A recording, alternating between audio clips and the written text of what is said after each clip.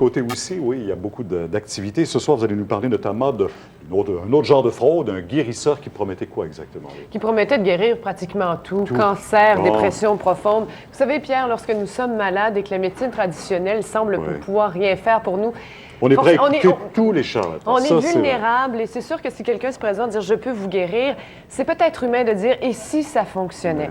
Alors, nous avons rencontré un médium qui prétendait guérir, des fois même par la pensée, sans même rencontrer les gens. Nous avons rencontré à J notamment un homme dont la femme était très malade et qui aujourd'hui est décédé, qu'il est très en colère. Si vous voulez bien, on écoute un extrait. J'ai cru qu'il pouvait guérir mon épouse.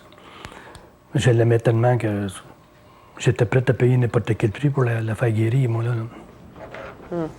Alors, le Collège des médecins enquête dans le dossier, mais le médium en question aurait quitté le pays. Il était entré au Canada avec un permis de touriste, donc il n'avait pas le droit, évidemment, de travailler, encore moins de pratiquer la médecine illégale, parce que c'est ce sur quoi le Collège des médecins enquête présentement, pratique illégale de la médecine. Alors, s'il a quitté, évidemment, ce sera difficile à ce qui a trait aux procédures, mais évidemment, lorsque nous sommes malades, il faut toujours être vigilant. Très prudent, parce que c'est sûr qu'il ne faut pas écouter que ses émotions dans ce cas-là. L'autre sujet m'intéresse beaucoup aussi parce que c'est devenu une mode. Tout le monde veut se faire épiler maintenant. C'est la mode chez les jeunes particulièrement. Mais il faut faire attention. Il faut faire attention parce qu'au Québec, notamment, n'importe qui a l'appareil peut faire de l'épilation au laser. On demande notamment au Québec que la pratique soit encadrée. On a rencontré des gens qui ont eu des problèmes.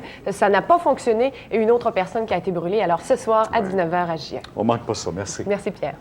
Au retour, on va rencontrer